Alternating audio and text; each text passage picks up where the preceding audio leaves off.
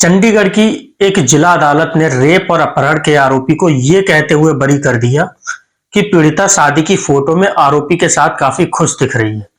यह फैसला इसलिए सुर्खियों में आ गया क्योंकि सोमवार को ही सुप्रीम कोर्ट ने अदालतों को ऐसी टिप्पणियों से बचने की सलाह दी थी कि आप इस तरह की भद्दी टिप्पणियां नहीं कर सकते, जो कि चंडीगढ़ जिला अदालत ने पीड़िता की शादी की फोटो देखकर की थी।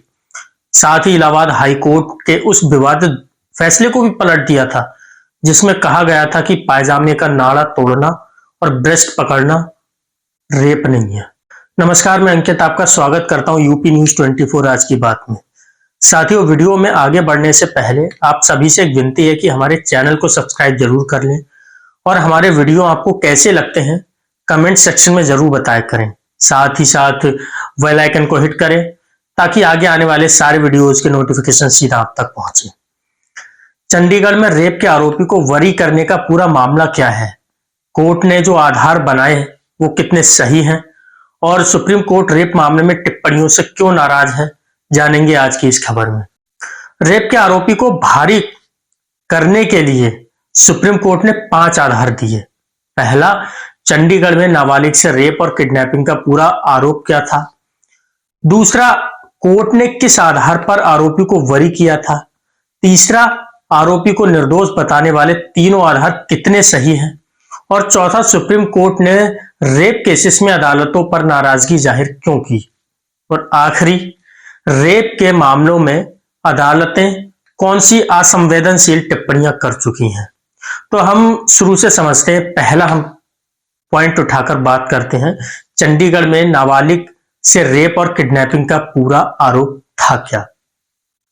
चंडीगढ़ के रहने वाले एक शख्स ने 14 मई 2023 को पुलिस में शिकायत दर्ज कराई कि उसकी 15 साल की बेटी 2 दिन पहले बिना किसी को बताए घर से चली गई। पिता ने बताया कि मोहल्ले में ही रहने वाले एक लड़के ने उसे बहलाकर जबरदस्ती शादी कर ली, फिर उसके साथ जबरदस्ती संबंध बनाए। पुलिस ने भी किडनैपिंग और रेप की धाराओं के तहत केस दर्ज कर लिया। साथ ही लड़की की नाबालिग होने के चलते पॉक्सो अधिनियम के तहत भी मामला दर्ज किया गया और पिछले 2 साल से कोर्ट में केस चल रहा था। लड़की और उसके पिता का आरोप था कि लड़की को जबरदस्ती उसके परिवार से दूर ले जाया गया। 2 साल तक उसका रेप किया गया। दूसरी ओर आरोपी के वकील ने दावा किया कि लड़की ने अपनी मर्जी से शादी की है, उसके साथ कोई जबरदस्ती नहीं हुई। दोनों पक्षों की दलीलें सुनकर चंडीगढ़ जिला अदालत की जो जज हैं डॉक्टर याशिका, उन्होंने फैसला सुनाया कि लड़की के साथ कोई जबरदस्ती नहीं हुई है, उसने अपनी मर्जी से शादी की है, इसलिए आरोपी को बरी किया जाता है। हालांकि उन्होंने इस फैसले के जो आधार बनाए वो चर्चा में आ गए। अब सवाल नंबर 2 उठता है कि कोर्ट ने किस आधार पर आरोपी को बरी कर दिया। तो जवाब में आया कि जज डॉक्टर याशिका ने मुख्य रूप से 3 आधारों पर आरोपी को बरी किया। नंबर 1, लड़की के नाबालिग होने पर भ्रम। लड़की के पिता के पास उसकी उम्र साबित करने का कोई आधिकारिक दस्तावेज नहीं था, इसलिए एफआईआर दर्ज करने के बाद पुलिस ने उसकी मेडिकल जांच कराई। लड़की की हड्डियों के एक्सरे में उसकी उम्र 15 से 16 साल निकली, वहीं उसके दांतों की जांच में उम्र 14 से 16 साल निकली। मेडिकल उम्र के मामलों में कोर्ट 2 साल का मार्जिन ऑफ एरर रखता है, इसलिए लड़की की मेडिकल उम्र 18 साल मानी गई। कोर्ट ने कहा कि लड़की की वकील साबित नहीं कर पाए कि वो नाबालिग है, इसलिए पॉक्सो अधिनियम के तहत आरोपी पर कार्रवाई नहीं हो सकती।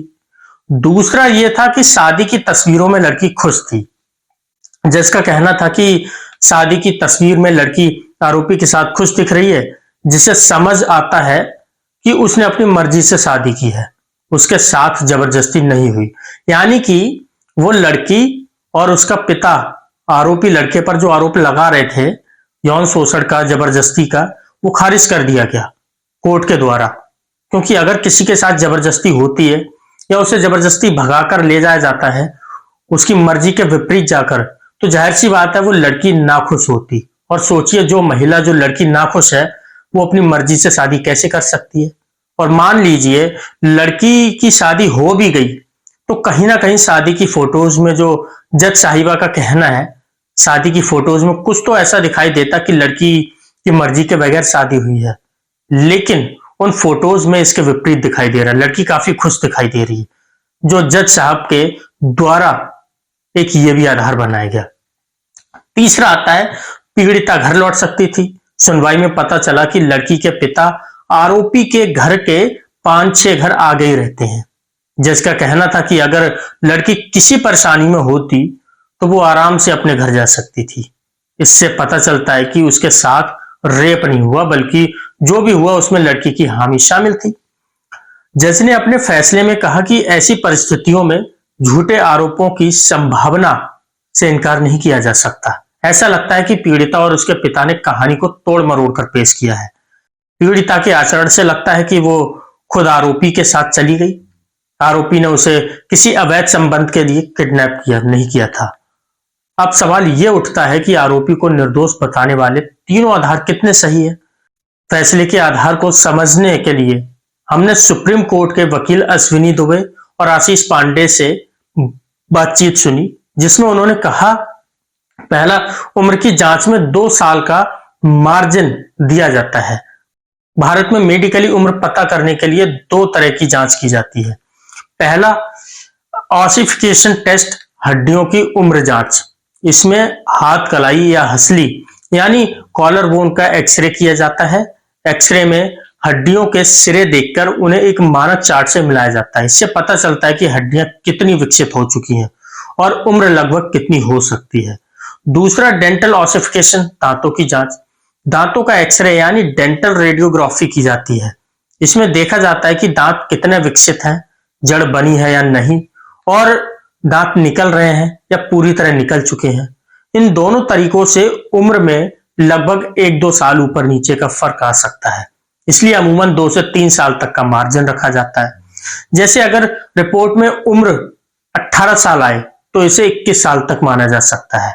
यह इंडियन मेडिकल एसोसिएशन की एक साइंटिफिक रिसर्च है, जिसको आधार बना करके आईएमए के द्वारा इस तरह के केसेस में इस तरह के मार्जिन का मानक तय किया जाता है।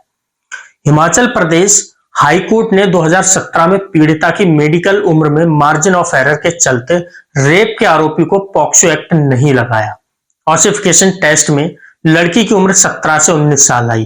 कोर्ट ने कहा कि टेस्ट में लगभग 2 से 3 साल आगे पीछे की गलती हो सकती है।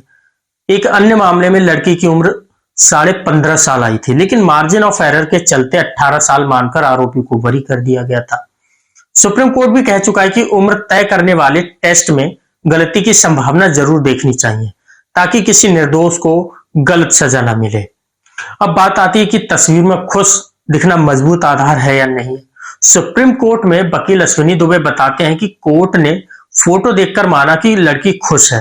हालांकि पॉक्सो के तहत किए गए अपराध का खुश होने या दुखी होने से कोई लेना देना है ही नहीं।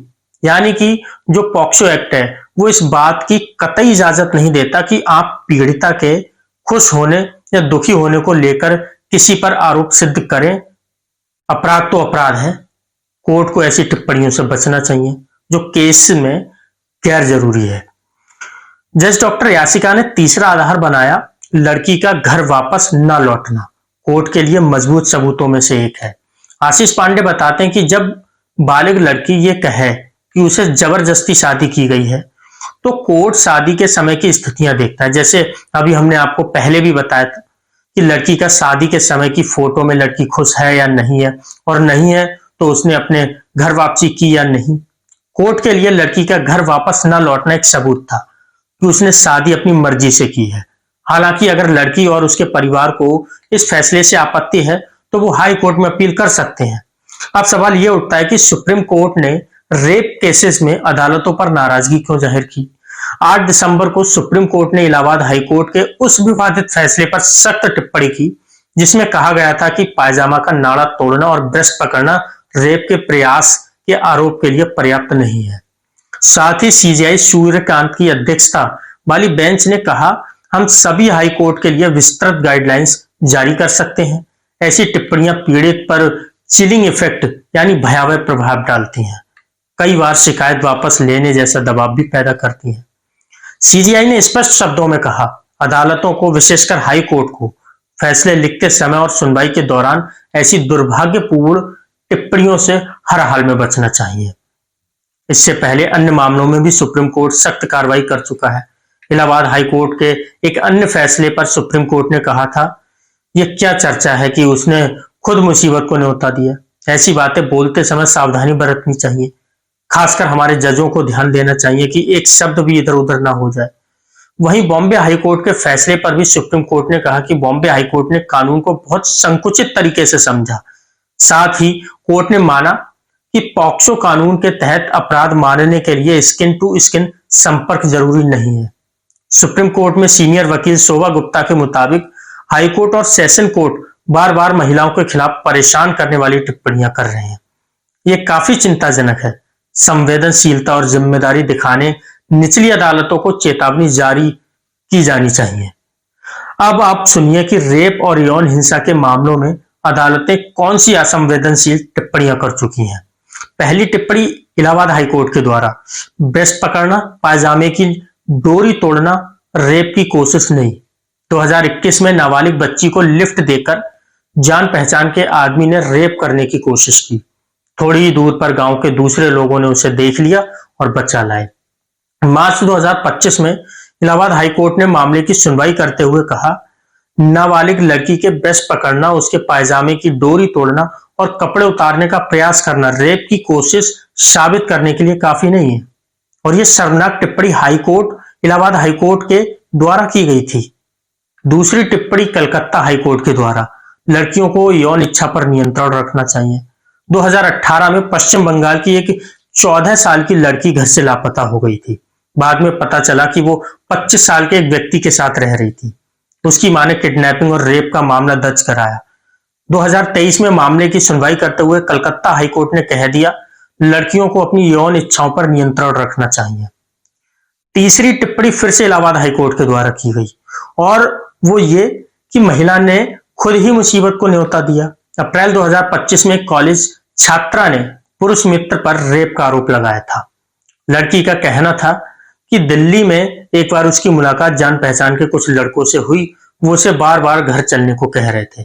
नशे की हालत में लड़की उनके साथ नोएडा के एक घर चली गई जहां उसका रेप हुआ।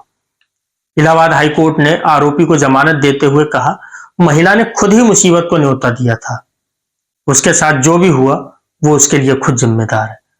चौथी टिप्पणी बॉम्बे हाईकोर्ट के द्वारा की गई, स्किन टू स्किन संपर्क नहीं हुआ। 2021 में बॉम्बे हाईकोर्ट ने 12 साल की लड़की से रेप के आरोपी को यह कहकर 1 साल की सजा दी कि इस मामले में स्किन टू स्किन संपर्क ही नहीं हुआ है। पांचवी टिप्पणी गोवा सेशन कोर्ट के द्वारा, रेप के बाद लड़की आरोपी के संपर्क में क्यों है।